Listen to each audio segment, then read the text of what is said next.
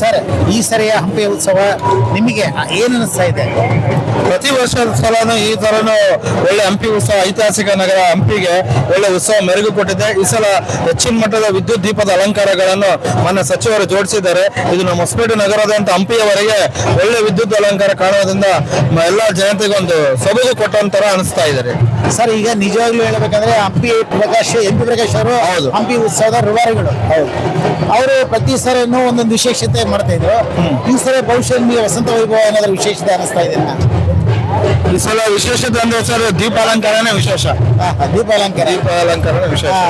ಆಮೇಲೆ ಇನ್ನೊಂದು ವಿಶೇಷತೆ ಅಂದ್ರೆ ಶಿವರಾತ್ರಿ ಬಂದಿರೋದ್ರಿಂದ ಕೊನೆಯ ದಿವಸ ಇವತ್ತು ಸಾಯಂಕಾಲ ಸ್ಟಾರ್ಟ್, 14ನೇ ತಾರೀಕು ಸಾಯಂಕಾಲ ಸ್ಟಾರ್ಟ್ ಆಗಿದ್ದು 15ನೇ ತಾರೀಕು ನೈಟ್ ಅಲ್ಲಿ ಏನಿದೆಲ್ಲ ಬೆಳಿಗ್ಗೆ 16 ಬೆಳಿಗ್ಗೆ 6 ಗಂಟೆವರೆಗೆ ಇರುತ್ತೆ. ಬಹಳ ಸಂತೋಷ ಸರ್. ನಮ್ಮ ಹೆಸರು ಹೇಳಿ. ಎನ್ ರೂಪೇಶ್ ಕುಮಾರ್, ನಗರಸಭಾ ಅಧ್ಯಕ್ಷರು, ಹೊಸಪೇಟೆ. ಧನ್ಯವಾದ ಸರ್ ತಮಗೆ. ಸರ್ ನಮಸ್ತೆ. ನಮಸ್ತೆ. ರುದ್ರೇಶ್ ಕೋಟೆನಾಡು ಅಂತೇಳಿ ದುರ್ಗದಿಂದ ಈ ಒಂದು ಚಾನಲ್ನವರು ಇಲ್ಲಿ ನಿಮ್ಮ ಒಂದು ಅಭಿಪ್ರಾಯನ ಹಂಚ್ಕೊಳ್ಳೋಕೆ ಇಷ್ಟಪಡ್ತಾರೆ. ಈ ಸರಿಯ ಹಂಪಿ ಉತ್ಸವದ ವಿಶೇಷತೆ ಏನು, ಹಾಗೇನೆ ಈ ಒಂದು ವಿಶೇಷ ಕಾರ್ಯಕ್ರಮಗಳಲ್ಲಿ ಏನೇನನ್ನ ಈ ಸರಿ ಸೇರಿಸಲಾಗಿದೆ ಸರ್? ವಿಜಯನಗರ ಸಾಮ್ರಾಜ್ಯ ಇಡೀ ಜಗತ್ತು ಹೊರಳಿ ನೋಡುವಂತ ಸಾಧನೆಯನ್ನ ಮಾಡಿರ್ತಕ್ಕಂಥ ಸಾಮ್ರಾಜ್ಯ. ಇಲ್ಲಿ ಕೇವಲ ಮುತ್ತು ರತ್ನಗಳು ಅಷ್ಟೇ ಇಲ್ಲಿ ಶ್ರೀಮಂತಿಕೆಯಿಂದ ಕೂಡಿರಲಿಲ್ಲ. ಕಲೆ, ಸಾಹಿತ್ಯ, ಸಂಸ್ಕೃತಿ, ಕಲೆಗಳು ಇಲ್ಲಿ ಮೇಳೈಸಿದ್ದು. ಇಡೀ ವಿದೇಶಗಳಿಂದ ಆಗಮಿಸಿರ್ತಕ್ಕಂಥ ವಿದೇಶಿಗರು ಈ ನಾಡಿನ ಈ ವಿಜಯನಗರ ಸಾಮ್ರಾಜ್ಯದ ವೈಭವವನ್ನ ಕೊಂಡಾಡಿದ್ದಾರೆ.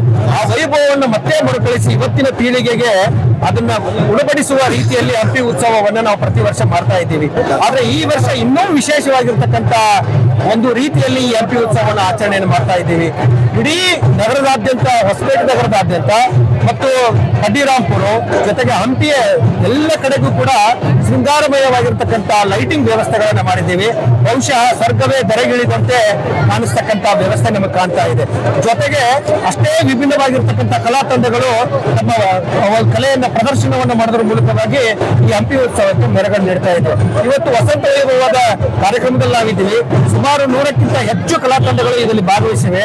ಒಂದಕ್ಕಿಂತ ಒಂದು ಹೆಚ್ಚಿನದಾಗಿರ್ತಕ್ಕಂಥ ಮೆರಗನ್ನು ನೀಡತಕ್ಕಂಥ ವಿಭಿನ್ನವಾಗಿರ್ತಕ್ಕಂಥ ಕಲಾ ತಂಡಗಳು ಭಾಗವಹಿಸಿ ಇವತ್ತು ವಸಂತ ವೈಭವ ಕಾರ್ಯಕ್ರಮದಲ್ಲಿ ನಾವೆಲ್ಲ ಇದ್ದೀವಿ. ಜೊತೆಗೆ ಆನೆ ಅಂಬಾರಿಯನ್ನ ನಾವು ಕಳೆದ ವರ್ಷದಿಂದ ಮಾಡ್ತಾ ಇದ್ದೀವಿ. ಮೈಸೂರಿನ ದಸರಾ ಹೆಚ್ಚು ಕಡಿಮೆ ನಮ್ಮದಿಂದ ಸ್ಫೂರ್ತಿಯನ್ನ ಪಡೆದುಕೊಂಡು ಮೈಸೂರು ದಸರಾದಲ್ಲಿ ಅಂಬಾರಿಯನ್ನ ಮಾಡ್ತಕ್ಕಂಥದ್ದಿತ್ತು. ಅದನ್ನ ನಾವು ಮತ್ತೆ ಇಲ್ಲಿ ಉಳಿಸ್ಕೊಳ್ಬೇಕು ಅನ್ನುವಂತ ನಿಟ್ಟಿನಲ್ಲಿ ಈ ವಿಜಯನಗರ ಸಾಮ್ರಾಜ್ಯದ ನೆನಪುಗಳನ್ನ ಇವತ್ತಿನ ಪೀಳಿಗೆಗೆ ಗುಣಪಡಿಸುವ ರೀತಿಯಲ್ಲಿ ಈ ಕಾರ್ಯಕ್ರಮವನ್ನ ಹಮ್ಮಿಕೊಂಡಿದ್ದೀವಿ ಸರ್.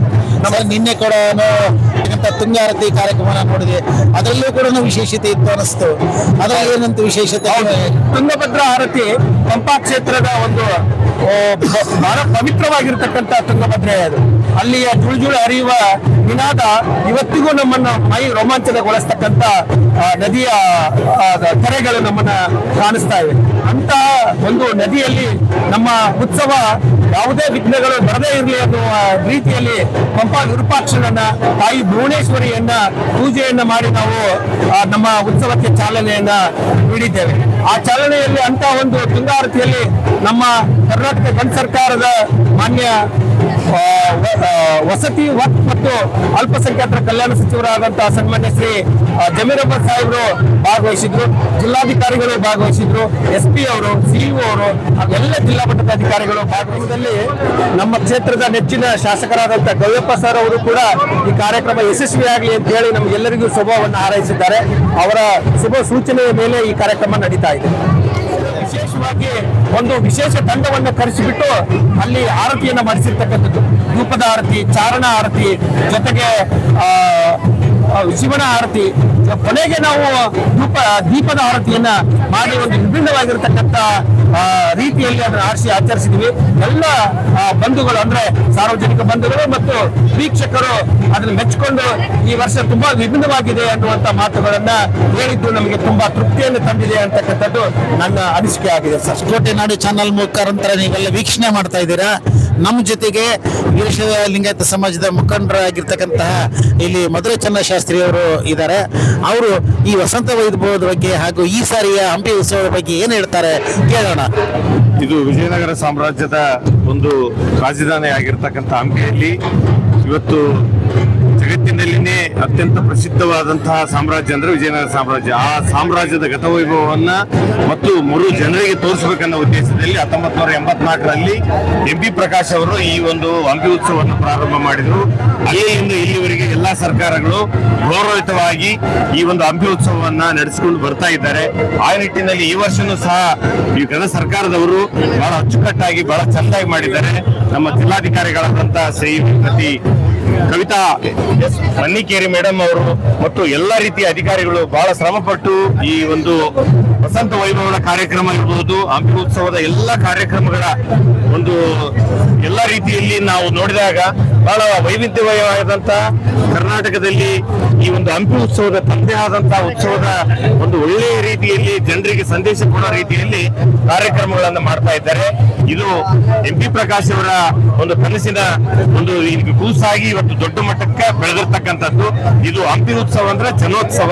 ಹಾಗಾಗಿ ಈ ಜನೋತ್ಸವದಲ್ಲಿ ನಾವೆಲ್ಲರೂ ಹೆಚ್ಚು 13, 14, 15 ಈ 3 ದಿನಗಳಲ್ಲಿ ಹೆಚ್ಚು ಭಾಗವಹಿಸೋದ್ರ ಮುಖಾಂತರ ನಾವು ಈ ಒಂದು ಹಂಪಿ ಉತ್ಸವವನ್ನ ಯಶಸ್ವಿ ಮಾಡೋಣ ಅಂತ ಈ ನಿಮ್ಮ ವಾಹಿನಿ ಮುಖಾಂತರ ನಾನು ವಿನಂತಿಸಿಕೊಳ್ತೇನೆ.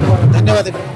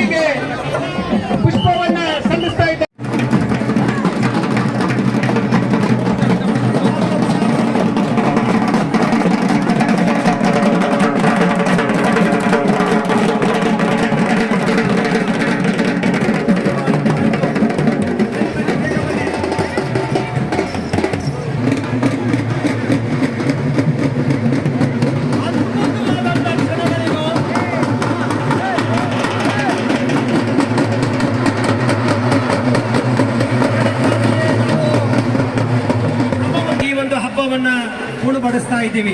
ಯಕ್ಷಗಾನ ಕಲಾವಿದರು ಮುಂದೆ ಮುಂದೆ ಸಾಗ್ಲಿ, ಬರ್ಲಿ, ನಮ್ಮ ಚಿಟ್ಟೆಗಳು ಬರ್ಲಿ, ಮುಂದೆ ಬರ್ಲಿ, ಚಿಟ್ಟೆಗಳು ಮುಂದೆ ಹೋಗಿ.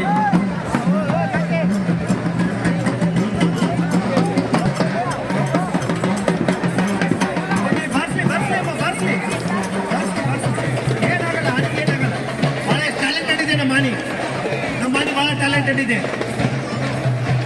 ಬರ್ಲಿ ಬರ್ಲಿ ಬರ್ಲಿ, ನಡೀರಿ ನಡೀರಿ ನಡೀರಿ ನಡೀರಿ. ವಿಜಯನಗರ ಕ್ಷೇತ್ರದ ಹೊಸಪೇಟೆಯಲ್ಲಿ ಇವತ್ತು ಸ್ವರ್ಗವೇ ಧರೆಗಿಳಿದ ರೀತಿಯಲ್ಲಿ, ಅಪ್ಸರೆಯರ ರೀತಿಯಲ್ಲಿ ಕಲಾವಿದರುಗಳು ತಮ್ಮ ಮುಂದೆ ತಮ್ಮ ಕಲೆಯನ್ನ ಪ್ರದರ್ಶನವನ್ನ ಮಾಡ್ತಾ ಇದ್ದಾರೆ. ಅತ್ಯಾಕರ್ಷಕ ಕ್ಷಣಗಳಿವು, ಅತ್ಯಾಕರ್ಷಕ ಕ್ಷಣಗಳಿವು, ಅದ್ಭುತವನ್ನು ಉಂಟು ಮಾಡುವ ಸನ್ನಿವೇಶಗಳಿವು. ಇಂತಹ ಕ್ಷಣಕ್ಕಾಗಿಯೇ ನಾವು ಒಂದು ವರ್ಷಗಳ ಕಾಲ ವಿಜಯನಗರ ಜಿಲ್ಲೆ ಎಲ್ಲ ಬಂಧುಗಳು ಕಾಯ್ತಾ ಇದ್ದೀವಿ. ನಿಮ್ಮ ಮುಂದೆ ಈಗ ಹಲವಾರು ಸುಮಾರು 100ಕ್ಕೂ ಹೆಚ್ಚು ಕಲಾ ತಂಡಗಳು ತಮ್ಮ ಕಲೆಯನ್ನ ಪ್ರದರ್ಶನವನ್ನ ಮಾಡಿ ವೇದಿಕೆಯಿಂದ ನಿರ್ಗಮಿಸ್ತಾ ಇದ್ದಾವೆ. ನಿನ್ನೆ